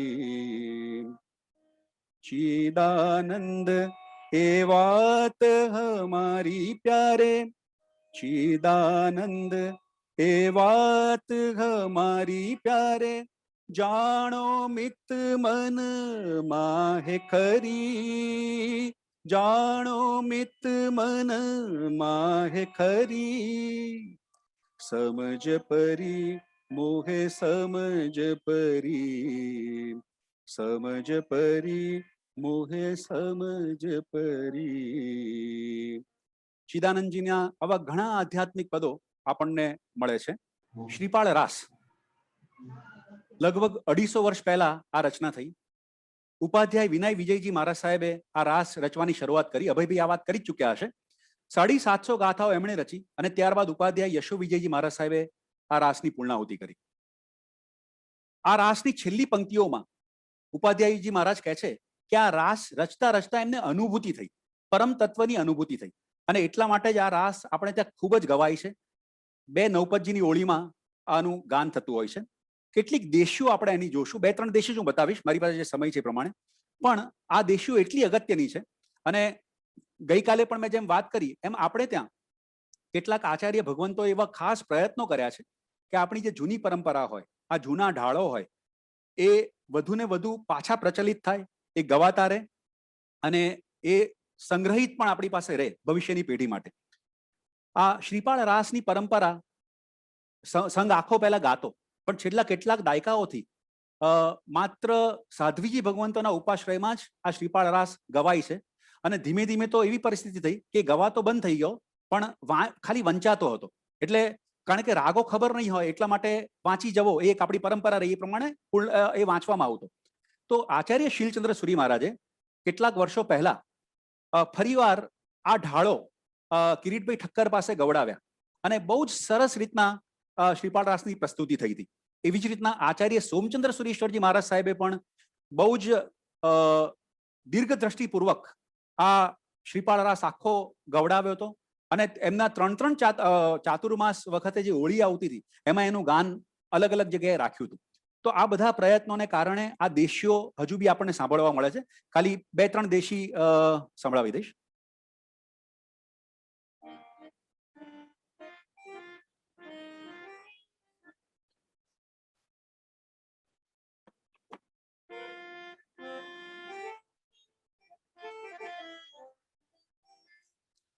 મન મંદિર દીપક જીસ્યો રે, દીપે જાસ વિવેક, તાસન કહીએ પરાભવે રે, અંગ જ્ઞાન અનેક પિતાજી, મકરો જૂઠ ગુમાન પિતાજી, મકરો જૂઠ ગુમાન. એનું મેઇનલી એના ટ્યુન તરફ આપ ધ્યાન આપજો, એના અર્થમાં આપણે નહીં જઈએ. બીજી એક દેશી. રાણો ઉંબર તીણે સમેરે, આવ્યો નયરી માહી, સટિત કરણ સુપડ જીસ્યો રે, છત્ર કરે શિર છાહી, ચતુર નર કર્મ તણી ગતિ જોએ, ચતુર નર કર્મ તણી ગતિ જોએ.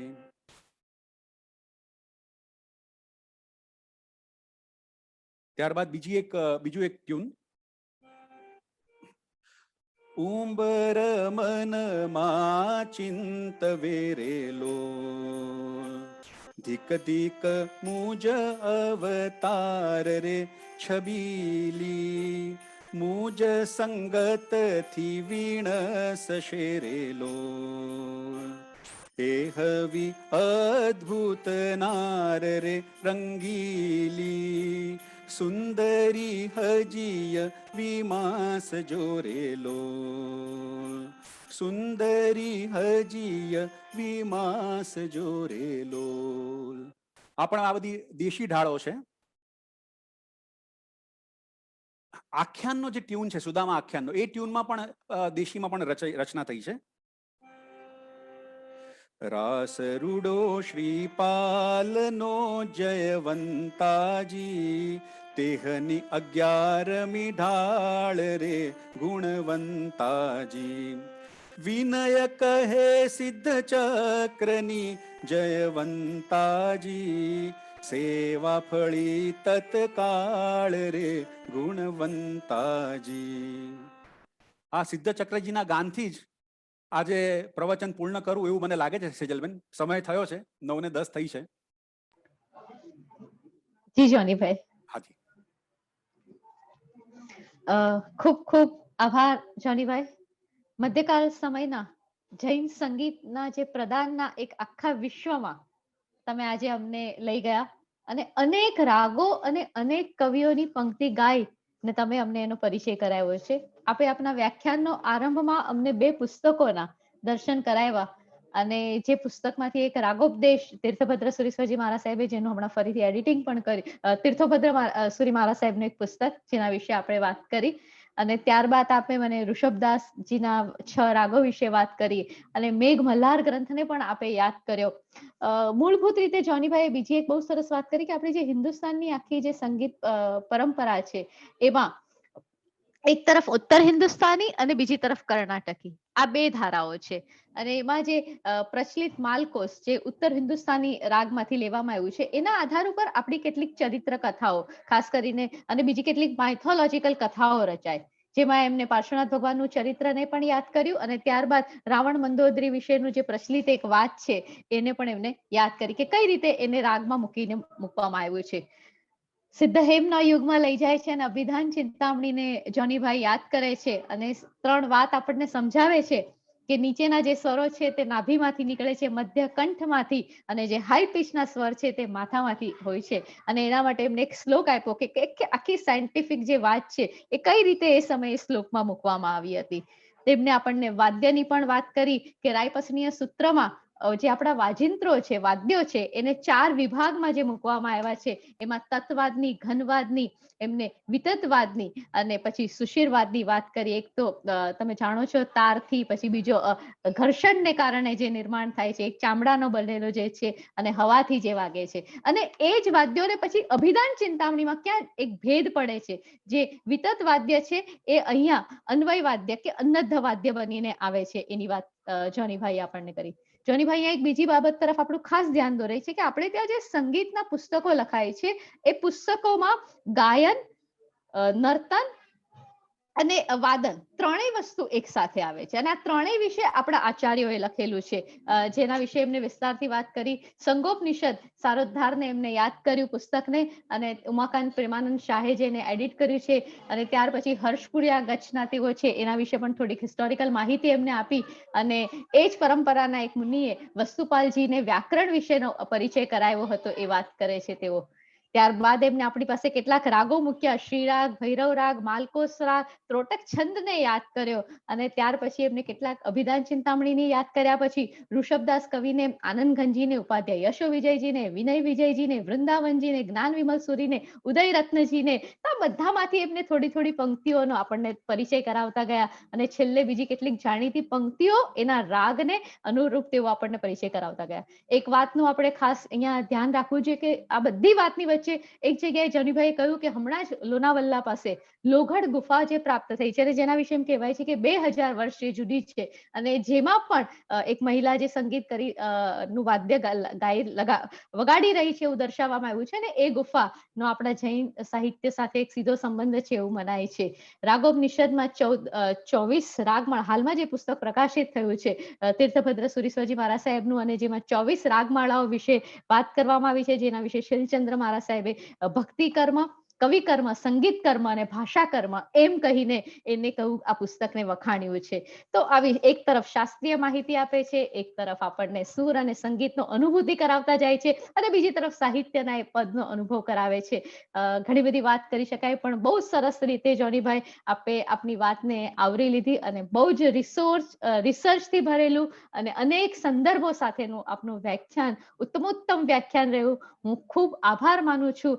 હું તમારા સૌના પ્રશ્ન લઉં એ પહેલા અહીંયા હું ત્રણેક વ્યક્તિઓને વિશેષ આભાર માનીશ. હું અર્ચનાબેનનો, હિતેન આનંદપરાનો, પછી એક બીજા ટેકનિશિયન એમને ત્યાં હતા જેમનું હું નામ નથી જાણતી એમનો, અને મનીષભાઈ શાહનો. આ 4 વ્યક્તિઓનો વિશેષ આભાર માનીશ કે એક ટીમ કઈ રીતે સર્જાતી હોય છે એ વિશ્વના કોઈ પણ ખૂણામાં હોય ત્યારે. પણ જો જોનીભાઈનું મન નક્કી હતું કે મારે આ પહોંચવું છે, તમે બધા શું કરો એ મને નથી ખબર, અને એમની એ જે એક વાત જેને સૌને એ કરવા માટે મજબૂર કર્યા, અને એમની જ શ્રદ્ધાને બળે આજે આ કાર્યક્રમ શક્ય બન્યો છે. જોનીભાઈ, હું આવતા શુક્રવારની તો હવે એટલી વધારે આતુરતાથી રાહ જોઉં છું કે ન પૂછો વાત. કેટલાક પ્રશ્નો આવ્યા છે, જો તમારી અનુમતિ હોય તો મૂકું? ચોક્કસ. જી જોનીભાઈ, સૌથી સરળ જે એકદમ પાછળથી પ્રશ્નો આવ્યા છે એને આપણે સૌથી પહેલા લઈએ તો એક સવાલ એવો પૂછ્યો છે કે દેશીનો અર્થ. ગઈકાલે મેં જેમ કીધું એમ દેશીનું નામ ચાલ એવો શબ્દ, સમાનાર્થી શબ્દ મળે છે, કે ઢાળ. હવે આમ જોવા જઈએ તો આપણે જેને ટ્યુન કહીએ સામાન્ય ભાષામાં, અંગ્રેજીમાં. અને સંગીતના 2 પ્રકાર છે. એક તો શાસ્ત્રીય સંગીત, જે રાગધારી સંગીત છે, શાસ્ત્રીય સંગીત છે, અને બીજું છે લોક સંગીત. દેશીઓ એ લોક સંગીતની પરંપરાની હોય છે એમ કહી શકીએ.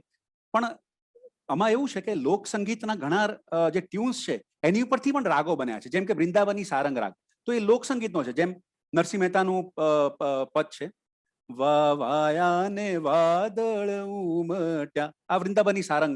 તો આ લોક સંગીત પહેલા હતું અને એમાંથી રાગ બન્યો સારંગ રાગ. તો એવી રીતના દેશીઓમાં પણ કેટલાક રાગો આપણને મળે, જેમ કે કોઈ દેશી ભીમપલાસ રાગમાં હોય એક્ઝામ્પલ તરીકે.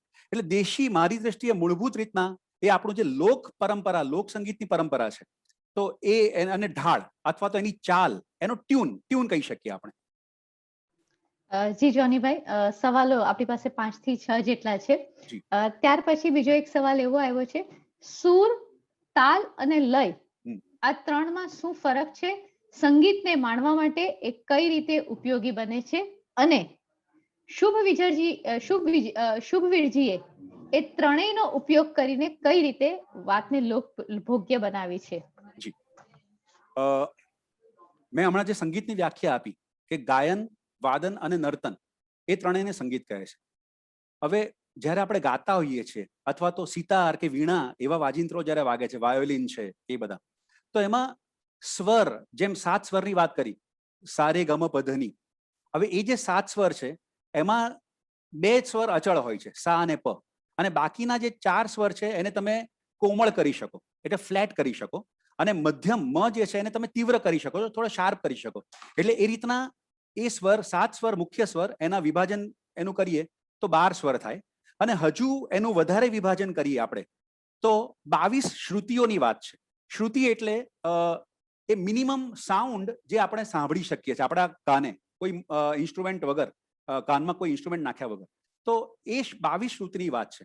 હવે મુખ્ય 7 સ્વરો અને આ 22 શ્રુતિની જે વાત છે, તો એ બેસિકલી અંગ્રેજી શબ્દ આપણે વાપરી શકીએ પીચ, કે જેમ અત્યારે હું વાત કરું છું તો હું એક લેવલ પર વાત કરું છું. હવે હું આ લેવલ પર વાત કરીશ, મારે કોઈને બૂમ પાડવી હોય તો હું હાઈ પીચ પર બોલીશ, અને મારે મારી ઓથોરિટી દેખાડવી હોય તો હું એકદમ આ રીતના વાત કરીશ. તો આ જે અલગ અલગ સૂરમાં હું બોલું છું કે ગાઈ, ધેટ ઇઝ સ્વર. એ પીચ સાથે પણ તમે એને સમજી શકો. એટલે હવે હું ખાલી મોનોટોનસ એક જ સ્વરમાં વાત કરું, ફોર એક્ઝામ્પલ, સા, સેજલબેન તમે કેમ છો, મજામાં છો, શું કરો છો, કેવો જાય છે પ્રોગ્રામ, તો બહુ બોરિંગ લાગે. એટલે ઓટોમેટિક તમે જ્યારે બોલો ત્યારે અલગ અલગ સૂર, ગાતી વખતે તો નહીં પણ બોલતી વખતે પણ આપણે સૂરનો ઉતાર ચઢાવ કરીએ છીએ. તો ધેટ ઇઝ સ્વર. એટલે સંગીતમાં, ગીતમાં સ્વર બહુ અગત્યના હોય છે. બીજા 2 શબ્દો આપે પૂછ્યા એ તાલ અને લય. હવે તાલ અને લય આ બંને જે પરકશન ઇન્સ્ટ્રુમેન્ટ્સ છે એની સાથે જોડાયેલા છે, એટલે કે તબલા છે, અવનદ વાદ્યો છે અને નૃત્ય સાથે. આમ તો ત્રણેય એકબીજાના પૂરક છે, પણ આ સ્પેશિયલ, હવે લય એટલે શું, તો આપણે જેને અંગ્રેજીમાં રિધમ કહીએ છીએ. એટલે ફોર એક્ઝામ્પલ 1, 2, 3, 4, 5, 6, આ એક રિધમ થઈ. પછી 1, 2, 3, 4, 5, 6, 7, 8, તો મેં એને દ્રુત ગતિ કરી, એને દ્રુત લય કહેવાય. પેલી મધ્ય લય, અને 1, 2, તો મેં વિલંબિત લય કરી, તો ધેટ ઇઝ લય. હવે ભારતીય સંગીતનું આ એક યુનિક ફીચર એ છે કે લયને એમણે બાંધી દીધી. એટલે ફોર એક્ઝામ્પલ આપણે ત્રિતાલ લઈએ તો 16 માત્રાનો એ તાલ કહેવાય, તો એને 16 માત્રામાં બાંધી લીધી. એટલે ધા ધીન ધીન ધા, ધા ધીન ધીન ધા, ધા તીન તીન તા, તા ધીન ધીન ધા. એક આવર્તન અહીંયા પૂરું થયું, અને ફરી પાછું સમ આવે, અને ફરી પાછું એ. તો ધેટ ઇઝ તાલ. આ થોડો ટેકનિકલ વિષય છે. એટલે લય અને તાલ એ પરકશન ઇન્સ્ટ્રુમેન્ટ્સ સાથે, અવનદ્ય વાદ્યો સાથે, એટલે તાલની વાત છે, સમયને બાંધવાની વાત છે. સ્વર એ પીચ લેવલની વાત છે. અને નૃત્યમાં કે ગાયન અને વાદનમાં બધું જ સૂર અને તાલ બહુ મહત્વનું છે. હવે પ્રશ્નનો બીજો ભાગ છે કે વીર વિજયજીએ એનો ઉપયોગ કેવી રીતે કર્યો. વીર વિજયજી મહારાજ સાહેબ એટલે કે શુભવીર એ સિદ્ધહસ્ત કવિ તો હતા જ, સંગીતના પણ જાણકાર હતા. અને મેં ગઈકાલે કીધું એમ, એમને ઘણી બધી દેશીઓ સાંભળેલી. એમના એક મિત્ર હતા વૈષ્ણવ હવેલીના ગોસાઈજી, એમની પાસે દેશીઓ સાંભળતા. હવે જ્યારે મોગલ કાળ આવ્યો એ આપણા માટે અનફોર્ચ્યુનેટલી એમાં ઘણા ડેવલપમેન્ટ્સ પણ થયા, પણ અંધાર યુગ હતો. અને મુસલમાન ગવૈયાઓ સંસ્કૃત નહોતા જાણતા. એટલે શું થયું કે જે સંસ્કૃતના ગ્રંથો રચાયા, જેની આજે મેં વાત કરી, એ ગ્રંથો અને મુસલમાન સંગીતકારોનું જે પરફોર્મિંગ આર્ટ હતું એમાં ધીમે ધીમે બહુ ડિસ્ટન્સ પડવા લાગ્યું. તો એ વખતે આપણા સંગીતને જો કોઈએ જાળવ્યું હોય તો એ હવેલી સંગીતે જાળવ્યું છે. હવેલી સંગીતમાં એ રાગો સચવાયા, હવેલી સંગીતની દેશીઓ, એ રાગો, અને સવારથી સાંજ સુધી ત્યાં સંગીત જ સંગીત છે હવેલીઓમાં. તો બહુ મોટું પ્રદાન હવેલી સંગીતે ભારતીય શાસ્ત્રીય સંગીત અને ભારતીય સંગીતને જાળવવામાં કર્યું. હવે એ રીચ હેરિટેજ, એનો પરિચય વીર વિજયજીને હતો તો ખરો જ, પણ આ ગોસાઈજીની મૈત્રીને કારણે વધુ થયો. તો એમાં જે ઢાળો હતી, એમાં જે દેશીઓ હતી, એ એમણે સાંભળી અને એની ઉપર રચનાઓ કરી. એ ઉપરાંત પોતાની પણ રચનાઓ કરી. સંગીતનું જ્ઞાન તો હતું જ. એટલે એ રીતે અલગ અલગ રાગોમાં, અલગ અલગ દેશીઓમાં, અલગ અલગ લય અને એટલે તાલમાં આ બધી દેશીઓ રચાઈ છે. જેમ કે દીપચંદી તાલ, એમાં ઘણી બધી દેશીઓ આપણને મળે. તો એ રીતના વીર વિજયજી મહારાજ સાહેબે એમનું સાહિત્ય રચ્યું છે. ખૂબ આભાર જોનીભાઈ, આપને એક વિસ્તૃત સમજણ અમને લોકોને આપી એના માટે.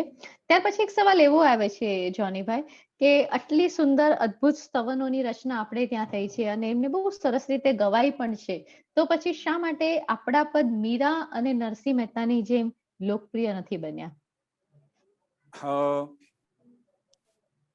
હું એવું માનું છું, એટલે આ સવાલ બહુ જ અગત્યનો છે સેજલબેન.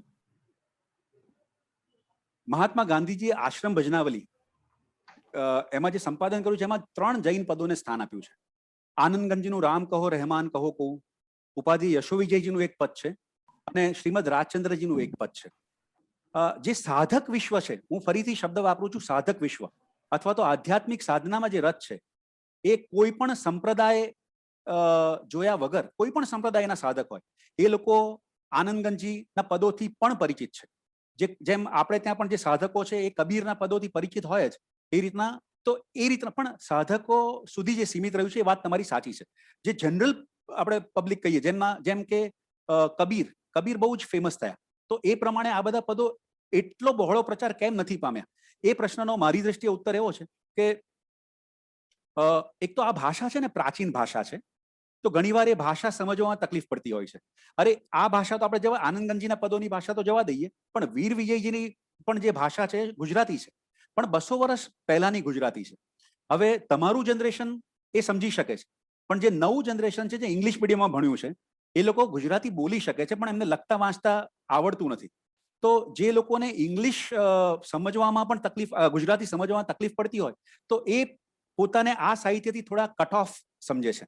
તો એને કારણે પણ આ બધા પદો જૈનોમાં પણ એટલા પ્રચલિત નથી. હું ફરી કહું છું, જે સાધક વર્ગ છે ચોક્કસ એ લોકો સુધી, એ લોકોમાં તો બહુ લોકપ્રિય છે, પણ જે નવું જનરેશન છે જેમની સુધી આ પહોંચવું જોઈએ, કબીરના પદો બહુ જ પહોંચ્યા છે, કારણ કે આજે માધ્યમોનો ઉપયોગ બહુ થાય છે.